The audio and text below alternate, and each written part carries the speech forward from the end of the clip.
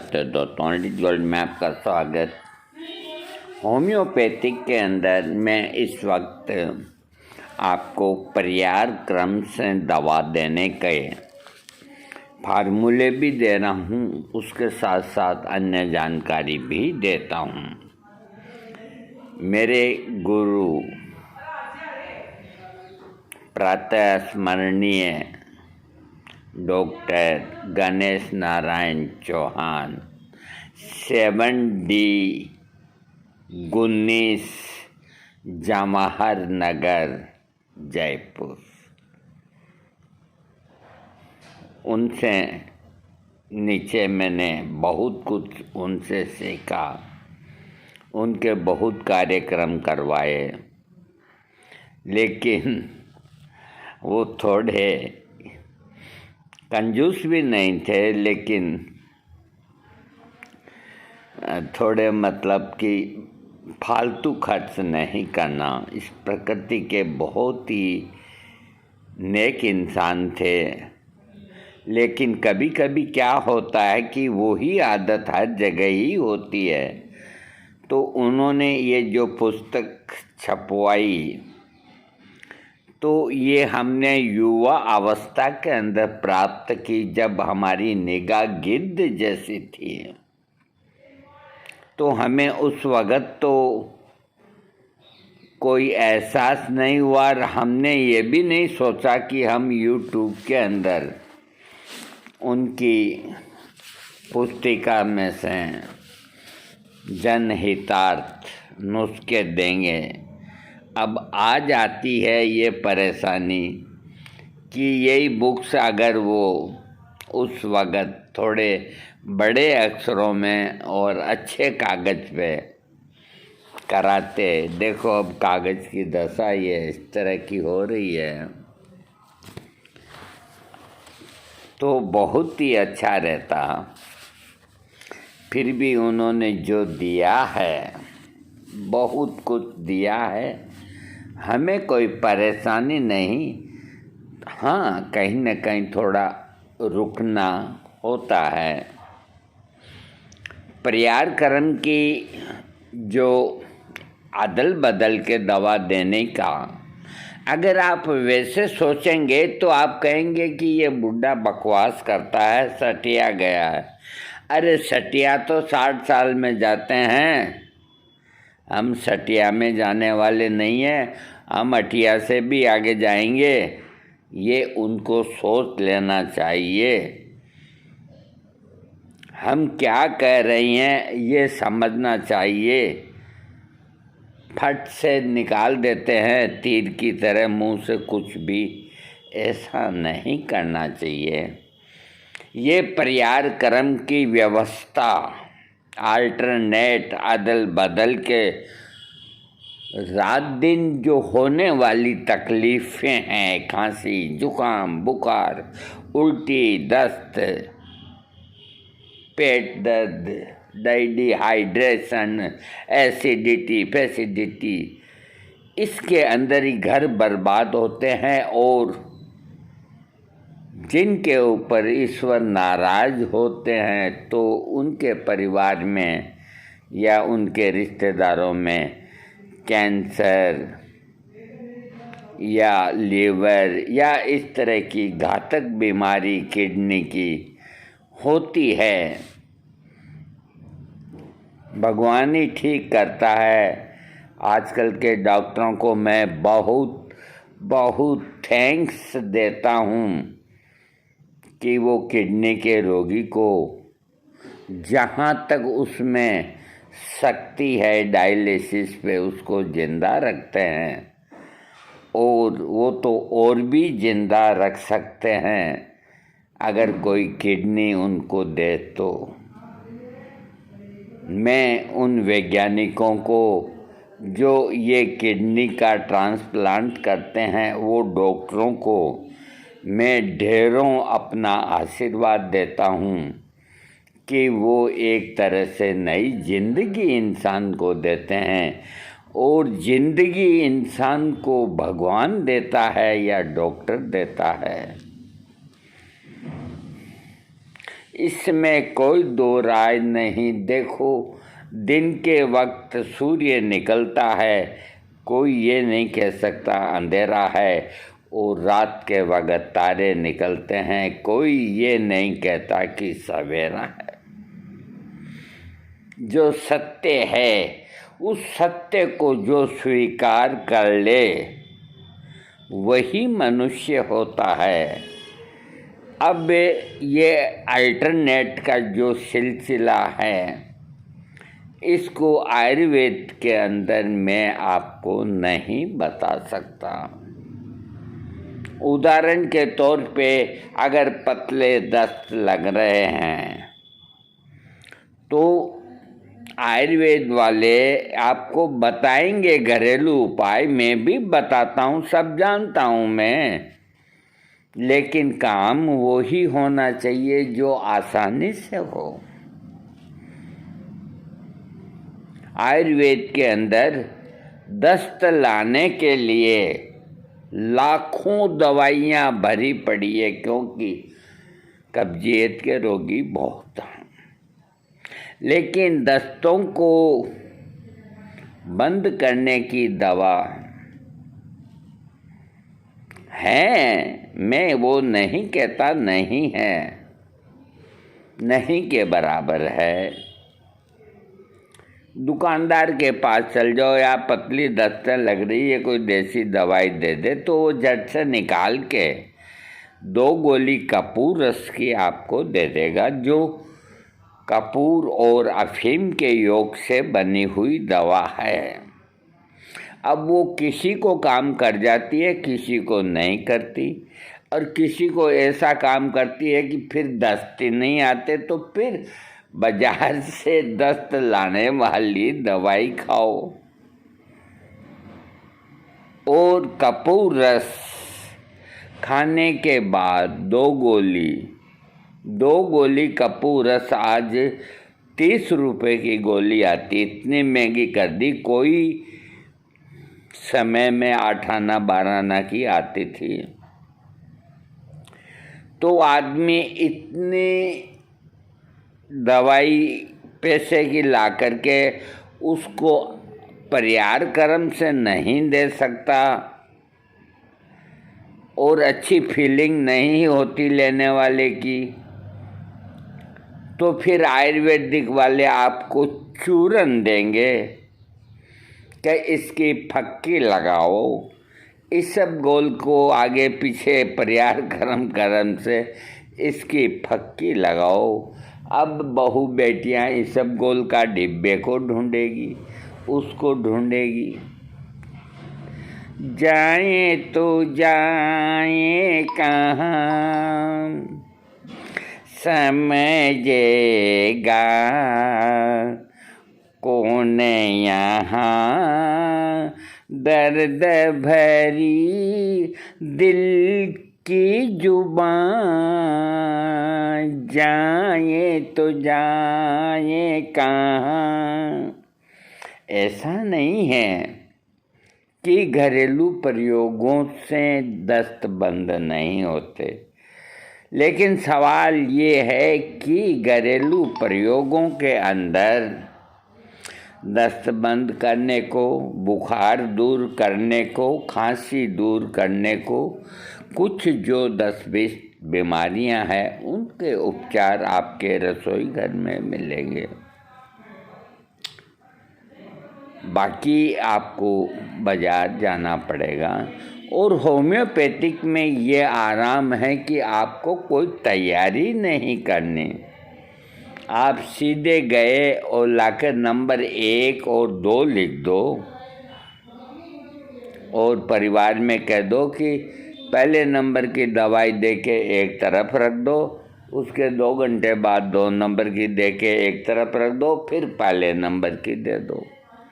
कितना आसान, कितना सरल।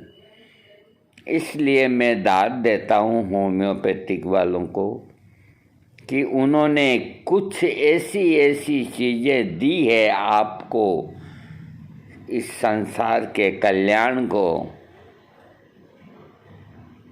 कि कितने वर्षों तक लोग इसे याद रखेंगे ये तो मैं नहीं कहता, लेकिन होम्योपैथिक अमर रहेगी, आयुर्वेद अमर रहेगा, यूनानी चिकित्सा अमर रहेगी। देखो, जैसे 3 दोष होते हैं, वात, कफ और पित्त, उसी से ये मनुष्य का शरीर लाखों अरबों करोड़ों साल तक चलता रहेगा और उसी के सिद्धांतों पे आधारित दवाइयाँ खाने से वो निरोग होता रहेगा। ठीक इसी ही तरह ये संसार ब्रह्मा विष्णु महेश, अरे ये होम्योपैथिक वालों ने 3 दोष ढूंढ के निकाले हैं, बहुत लेट निकाले हैं। आयुर्वेदिक ने वात कफ पित्त निकाले हैं, बहुत देर बाद निकाले हैं। अपने हिंदुस्तान की संस्कृति के अंदर ब्रह्मा विष्णु महेश को इस सृष्टि का रचयिता कहा गया है। बताओ, उनका विज्ञान तकड़ा है कि आज का विज्ञान तकड़ा? तो किसी के अंदर ब्रह्मा का निवास होता है, किसी में विष्णु का निवास होता है और किसी में महेश का निवास होता है। इसको गहराई से समझने की कोशिश है। खैर, मैंने आपका टाइम लिया। देखो, मैं टाइम लेने की तो मेरी आदत है, मैं भी क्या करूं, क्योंकि मुझे मालूम है कि अब मेरी गाड़ी है वो उसके टायर पुराने हो रहे हैं, तो इसको जितनी दौड़ा सकूं दौड़ा लूं, इस वजह से। और कोई बात नहीं है, मैं भी 1-1 मिनट ही बोलना चाहता हूं, कोई मज़ा नहीं आता, लेकिन नहीं, ऐसा मैं नहीं करूँगा। हाँ, अब मैं आपको भाग 3 देता हूँ परिहार कर्म की दवाओं से। मैंने बता दी आपको कि जैसे आयुर्वेदिक के अंदर घरेलू इलाजों में, भाई अगर दस्तें लग रही है या पेट दुख रहा है, कोई भी चीज़ हो रही है, तो पेट दुख रहा है तो भाई अजवाइन की फक्की लगाओ, दस्तें हो रही है तो इसबगोल की फक्की लगाओ, काली चाय की गुटकी लो, अथवा जुकाम हो रहा है तो शहद अदरक का रस लो और लो, सब व्यवस्था है और वो भी अच्छी है अपनी जगह। लेकिन जब कोई चीज़ घर में ही नहीं है तो वहाँ तो बाहर से लाना पड़ता है। अब हाँ, मैं आगे बढ़ता हूँ। गर्भावस्था के अंदर शिशु की अगर चिकित्सा करनी हो, यानी कि बच्चा अपनी माँ के पेट में रहता है, उसका अगर इलाज करना हो तो उसके वंश के अंदर परंपरागत कोई रोग जैसे टीबी, डायबिटीज और दमा हो तो माता को गर्भावस्था में उच्च शक्ति में उनकी दोषग्न सोरासाइकोसिस सिफिलिस औषधियाँ दें। अगर इस तरह का लगता है कि पेट में चाइल्ड है और डॉक्टर कहता है कि उसको करीब करीब इस तरह की बीमारी है अंदर पेट के अंदर, तो दवा तो उसकी माँ को ही देनी होगी। तो उसके अंदर भी भाई वो सोरा दोषग्रस्त रोग बताती है या साइकोसिस या सिफिलिस, उनमें से छांट करके और दे सकते हैं उसकी माँ को हाइपोटेंसी में, लेकिन डॉक्टर की एडवाइस लेकर के, ये नहीं कि आप अपनी पंचायत करें। हाँ, डॉक्टर वान ग्राववोल का कहना है अगर किसी स्त्री की संतान प्राय सूखी कंठमाला धातु आदि मस्तिष्क से बीमारी से पीड़ित हो जाया करती हो तो उस स्त्री को गर्भावस्था में एक दिन कैलकरिया फास और दूसरे दिन सल्फर नियम से बीच बीच में बंद कर कुछ दिनों तक और फिर सेवन कराना चाहिए। इससे फिर उन बच्चों की ऐसी बीमारी होने का डर नहीं रहेगा। सल्फर से भ्रूण जो होता है के सभी तंतु पुष्ट होते हैं। जो पेट में बच्चा होता है उसकी माँ को कोई तकलीफ़ हो तो कभी कभी सल्फर की 200 की खुराक देने से जो पेट में भ्रूण यानी कि बहुत विकसित बच्चा तो वो भी निरोगा होता है और हष्ट-पुष्ट होता है। और कैलकरिया फास से उसकी हड्डियाँ जो होती है होने वाले बालक की मजबूत होती है। ये इनको जो दवाइयाँ दो सल्फर 30 में दो और ये कैलकरिया फास 30 में ही दो। अब मैं आपको अब देखो कहाँ से कहाँ मुझे जाना पड़ता है और वापस लौट के वहीं आना पड़ता है, तो मेरा मार्ग कोई सरल नहीं। मैं क्या करूं? शिशु बीमार हो जाता है तो दांत निकलते समय कष्ट बहुत होता है। तो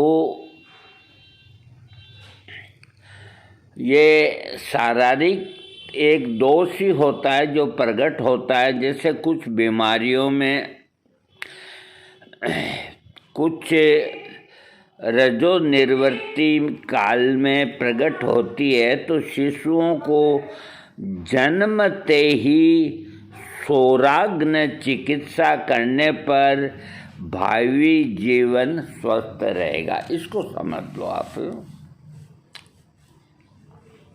देखो जिनके बहन बेटियों के पेट के अंदर या शिशु बीमार रहता है बाहर पैदा होने के बाद दांत निकलते समय और उसके बाद वो टी टी करता है, कभी क्या हो जाता है कभी क्या हो जाता है, तो ये लिखते हैं कि रजो निर्वर्ती काल में ये प्रकट होते हैं और शिशुओं को जन्मते ही जो बालक हो या बालिका है उनके पैदा होते ही सौराग्न चिकित्सा करने पर भावी जीवन स्वस्थ रहता है।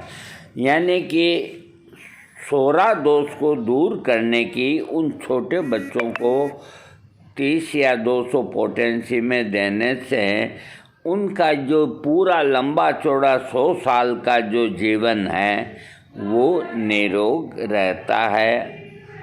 ये भी आप कोई डॉक्टर की राय से दें। शिशु के जन्मने के दूसरे सप्ताह में सल्फर 200 की एक खुराक, फिर 5वें सप्ताह में सल्फर 200 की एक खुराक और 12वें सप्ताह में कैलकरिया कार्ब 200 को एक मात्रा देने से दांत निकलते समय होने वाले रोग नहीं होंगे और अनेक प्रकार की व्याधियां नहीं होगी। ये सौराग्न चिकित्सा है। यानी कि बच्चा पैदा हो जाता है तो उसके दूसरे सप्ताह में आप सल्फर 200 की एक खुराक दें। फिर 5वें सप्ताह के अंदर फिर सल्फर को दें 200 में, और फिर 12वें सप्ताह के अंदर कैलकरिया कार्ब 200 दें। बस दांत निकलते समय होने वाले रोग नहीं होंगे और अनेक प्रकार की व्याधि शरीर के अंदर नहीं होगी। ये सोरा दोष उसके बाल्यकाल के अंदर ही शरीर के अंदर नष्ट हो जाएगा। तो सोरा काल से होने वाली कोई तकलीफ उसको जीवन में नहीं होगी। होम्योपैथिक ने कितने आगे तक की बात सोची है। क्या कोई बता सकता है कि ऐसी व्यवस्था और कोई चिकित्सा पद्धति में है तो मुझे बताएं, हम उसे कबूल करेंगे। अब देखिए ये भाग 3 दे दिया। हाँ, अब मेरे को एक भाग और देना पड़ेगा। मैं आधा अधूरा काम नहीं करता। आप लोग कुशल रहें, वीडियो सुने और उसको समझने की कोशिश करें। थैंक्स।